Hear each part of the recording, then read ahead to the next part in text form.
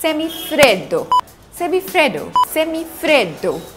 Hi everyone, I'm Tarika, and I don't really know how to get an Italian accent right, don't hold that against me, but I do know how to make a really good semifreddo.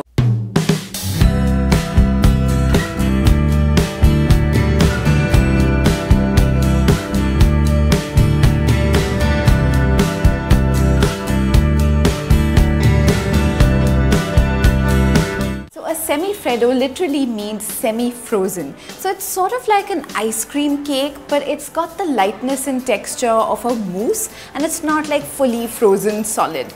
So we're going to make that today, and I'm just going to quickly run you through the ingredients that I've got here. I've got 4 egg yolks here and 4 egg whites separated, icing sugar, vanilla extract, this is homemade, I make this at home, just a pinch of salt and some whipping cream, which is literally chilling in my refrigerator, and chunks of chocolate, which I've also kept in the fridge for now.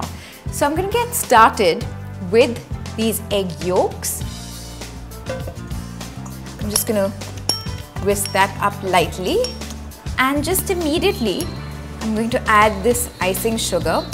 And here's the thing about sugar and egg yolks. The moment you add sugar to egg yolks, you have to whisk it up constantly and immediately, because otherwise the sugar starts cooking the egg yolks.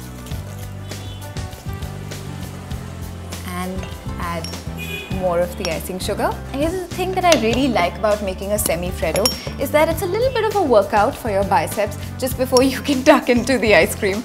While I'm whisking this up, I've also got a pot of simmering water in my kitchen, and I'm just going to place this bowl over that simmering water. Okay, so I'm ready to take this to the kitchen now. So that's my pot of simmering water. You'll see that there's just an inch of water and no more. And as soon as it comes to a simmer, just place this bowl comfortably on it and whisk it constantly. So that's it. We're done with this. Okay, so now I'm going to add a tablespoon of my homemade vanilla extract. And guys, just use the good stuff. Really good vanilla extract makes such a difference to any dessert that you're making.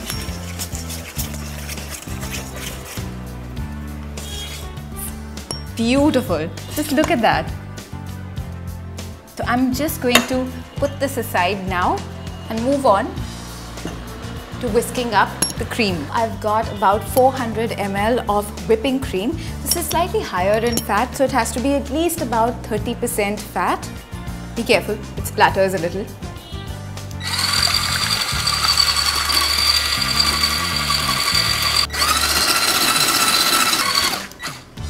If we whip this any more, we're going to get butter. So I'm just going to pull out my whisk right now and pop this in the fridge again, just till I'm ready to use it. Now I'm going to whisk these egg whites. Just a word of caution when you're working with egg whites is that the bowl that you use should either be glass or steel, and it should be spotlessly clean, as should the beaters. They should be absolutely clean, otherwise these egg whites will not whisk up. So I'm just going to start whisking them slightly. And just when they're fluffy like this, I'm going to let you in on a little secret. You just want to add a tiny pinch of salt. That's it. And this will help whisk up the egg whites really well, and they'll hold their peaks very well too.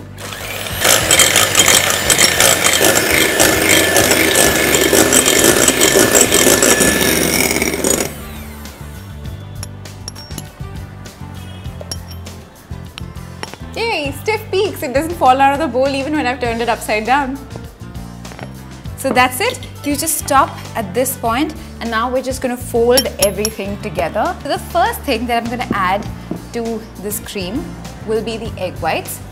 I'm just going to portion them out and just very gently fold it together, because I don't want to lose the air that I've beaten into both the cream and the egg whites. So just gentle folding.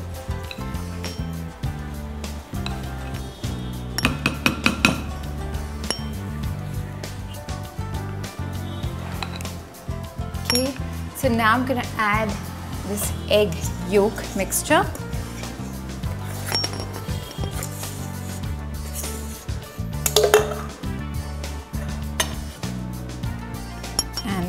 fold this in as well. And little by little, I'm going to fold in the chunks of chocolate as well. Now the reason why I like using chunks of chocolate that I've just chopped up by hand and not chocolate chips is because, you know, every bite then feels like a bit of a surprise. It's like a chocolate chunk cookie. That's pretty much the same way. See those chunks of chocolate?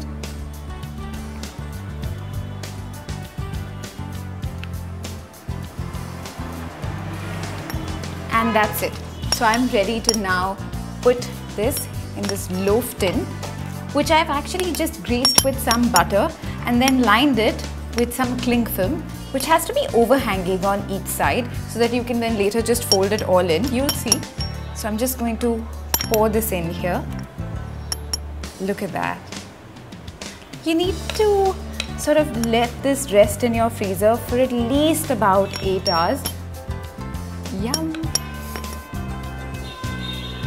Okay, so with this in the loaf tin, I'm going to give it a little taste because I can't resist. Yum! And now I'm just going to, just very carefully, use the overhanging bit. And this is why I was asking you to leave the overhanging bit. Just fold that in to cover the ice cream completely. And that's it. Now you just have to be patient for the next 8 to 10 hours. The best thing to do is to make this at night before you go to bed so that when you wake up in the morning, it's ready and waiting for you. Perfect excuse to eat this for breakfast. Mom, I made this last night and I have to try it and know what it's like.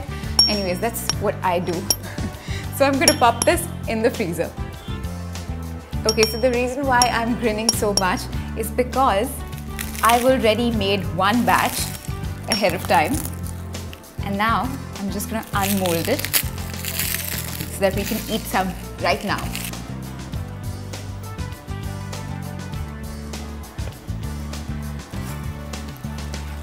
Yeah.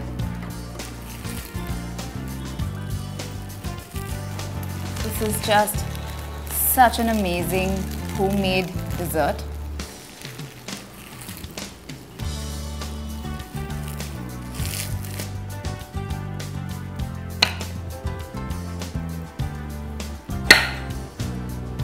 I'm just going to show you what this looks like. Just look at those little bits of chocolate. You'd never get that look with chocolate chips.